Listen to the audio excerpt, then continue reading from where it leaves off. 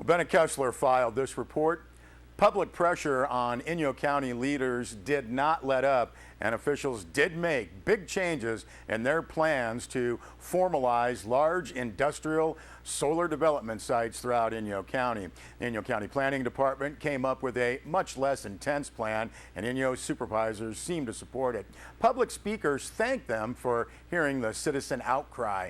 The board gave some direction to the planning staff. We'll come back one more time with a revised plan. Now, before a large crowd of people made their way into the supervisor's boardroom last Tuesday, concerned citizens held a press conference on the steps of the Inyo Courthouse with some 60 in attendance. Ben Holgate hosted the hour-long conference and introduced three speakers: Bruce Embry of the Manzanar Committee, Mary Roper of the Owens Valley Committee, and Alan Baycock of the Big Pine Tribe. They all spoke against large-scale solar and DWP's solar plans across from Manzanar for reasons of the environment, beauty, and history. Now, they all push for rooftop solar and small arrays. Mary Roper said that she was, quote, hopeful that the Board of Supervisors hears the public outcry and deeply modifies the general plan amendment, end quote. Roper later turned over petitions with nearly 1,200 signatures as evidence of that outcry. Now, the board meeting itself drew nearly 100 people. A sheriff's deputy stood by, apparently concerned by the large and passionate gathering. Planner Catherine Richards went through the explanation of the draft renewable energy general plan amendment and presented a much less intense version. Now, that was new. It eliminated half of the proposed large sites, and most significantly, the one across from Manzanar. Now, Planning Director Josh Hart said Inyo finds itself in a, quote, real quandary, end quote. Hart said Inyo has some of the best solar and wind resources. The state and federal governments are pushing for renewable energy development, and there will be a significant increase in demand for it. Hart said, quote, our goal is to limit areas of development, end quote. Officials and citizens also pointed out that if transmission lines expand, the pressure for renewable energy development here will multiply.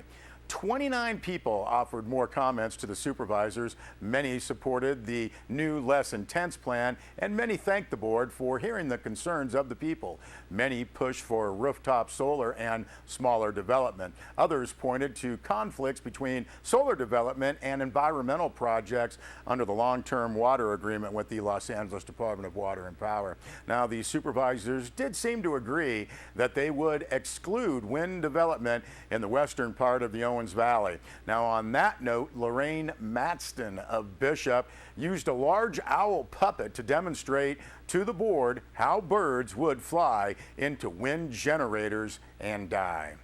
Now, there's also a follow-up story on our website, sierrawave.net.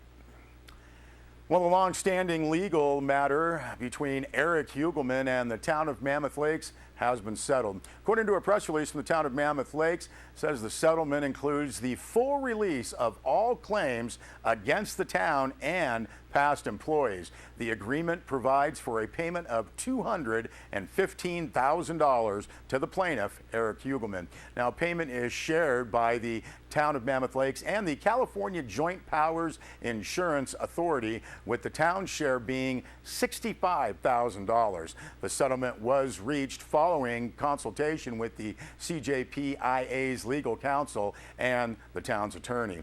Said Mammoth Mayor Joe Bacon, or Mammoth Mayor Pro Tem Joe Bacon, quote, these types of cases are never simple, time-consuming, and potentially costly. To have this matter settled and behind us allows the town to focus our time and resources on higher priorities. Eliminating this distraction from staff, council, and our employee is a positive step and eliminates what has been and could continue to be a long, drawn-out, expensive legal matter, end quote.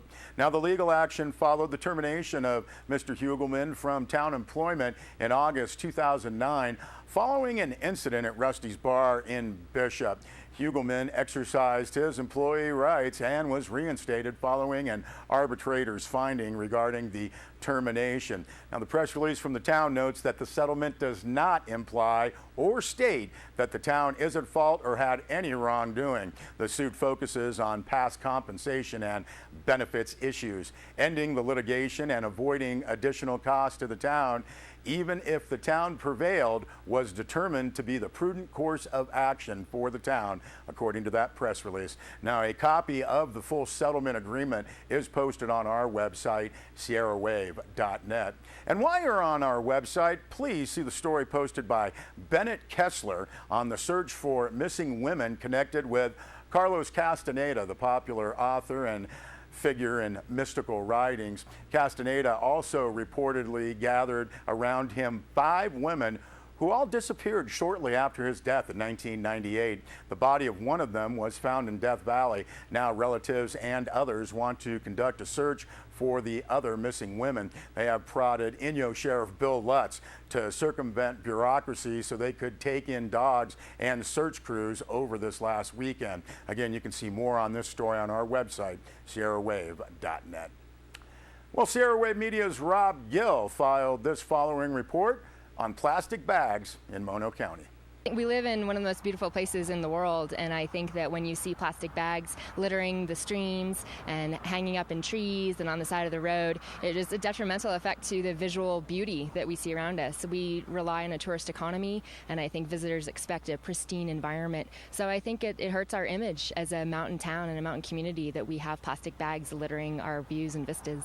Well, what inspired me to pursue this idea of banning plastic bags in Mammoth is that it's an issue I think we've all observed from living here. We see plastic bags in trees, along the side of roads, and I think that it's not just an issue we see here in Mammoth, but an issue we see statewide and nationwide. It's an issue that a lot of other communities, states, and even other countries have really deemed as an important issue, and other communities are moving forward and removing plastic bags from circulation, and I think Mammoth is poised to do the same.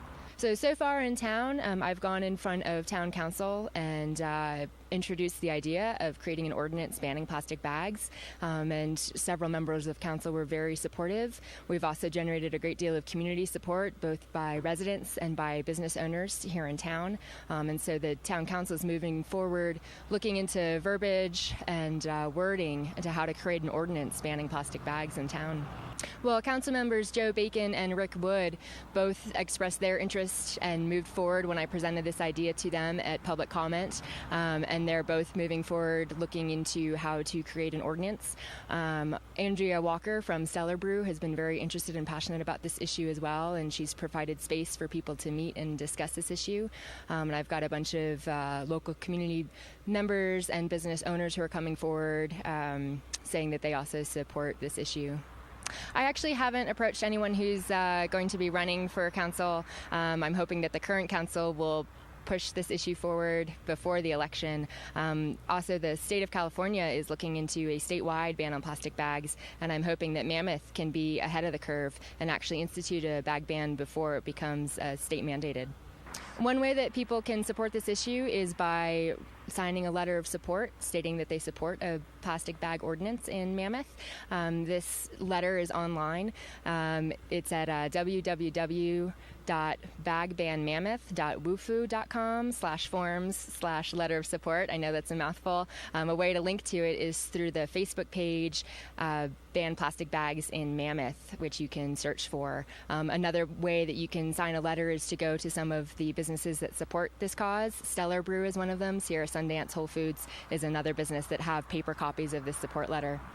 Well, I think that people who are interested in this topic should definitely voice their support, put their letter out there saying that they support a bag ban, and then also to come to the council meetings and let their council members know that they support a bag ban in Mammoth. Well, we thank Rob Gill for that, and we'll be back with more news.